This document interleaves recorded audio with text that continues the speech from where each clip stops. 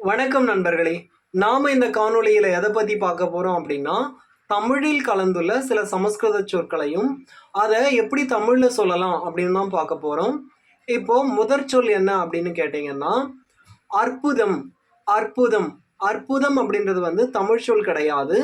இத தமிழ்ல எப்படி இது வந்து சமஸ்கிருத சொல். இத தமிழ்ல எப்படி சொல்லலாம் அப்படின்னு கேட்டீங்கன்னா, அருமை. அருமை அப்படின்னு சொல்லலாம். அதே மாதிரி நாம தமிழ்ல அவமானம். அவமானம் அப்படின்னு சொல்லுவோம் இல்லையா? இந்த அவமானம், அவமானப்படுத்திட்டான் அப்படின்றது கூட தமிழ் சொற்கள் கிடையாது. இது சமஸ்கிருத சொல் தான். இத தமிழ்ல எப்படி சொல்லலாம் அப்படின்னா, அவமானம் அப்படின்றத மானக்கேடு. மானக்கேடு அப்படின்னு சொல்லலாம். அவமானப்படுத்திட்டான் அப்படின்றத இழிவுபடுத்திட்டான். இழிவுபடுத்திட்டான் அப்படின்னு சொல்லலாம். அவமானம் அப்படின்னா இழிவுன்னு கூட சொல்லலாம். நாம தமிழ்ல அக்கிரமம். அக்கிரமம் பண்ணிட்டான், அநியாயம் பண்ணிட்டான் அப்படின்னு சொல்லுவோம் இல்லையா? இத தமிழ்ல எப்படி சொல்லலாம் அப்படின்னு கேட்டீங்கன்னா, இது வந்து தமிழ் சொல் கிடையாது, சமஸ்கிருத சொல் தான். இத தமிழ்ல எப்படி சொல்லலாம் அப்படின்னு கேட்டீங்கன்னா, முறைகேடு. முறைகேடு அப்படின்னு சொல்லலாம். அதே மாதிரி நாம தமிழ்ல வயது.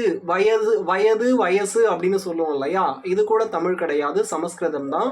இதை எப்படி தமிழ்ல சொல்லலாம் அப்படின்னு கேட்டீங்கன்னா, அகவை. அகவை அப்படின்னு சொல்லலாம். தமிழ்ல அடிக்கடி வார்த்தை வார்த்தை அப்படின்னு பயன்படுத்துவோம் இல்லையா? இந்த வார்த்தை அப்படின்றதே வந்து தமிழ் சொல் கிடையாது, தமிழ் சொல் கிடையாது. இதை தமிழ்ல எப்படி சொல்லலாம் அப்படின்னா, சொல். சொல் அப்படின்னு சொல்லலாம். அதே மாதிரி வாக்கியம் அப்படின்னு சொல்லுவோம் இல்லையா? வாக்கியம் அப்படின்றது கூட தமிழ் சொல் கிடையாது. இதை தமிழ்ல தொடர் சொற்றொடர். தொடர் சொற்றொடர் அப்படின்னு சொல்லலாம்.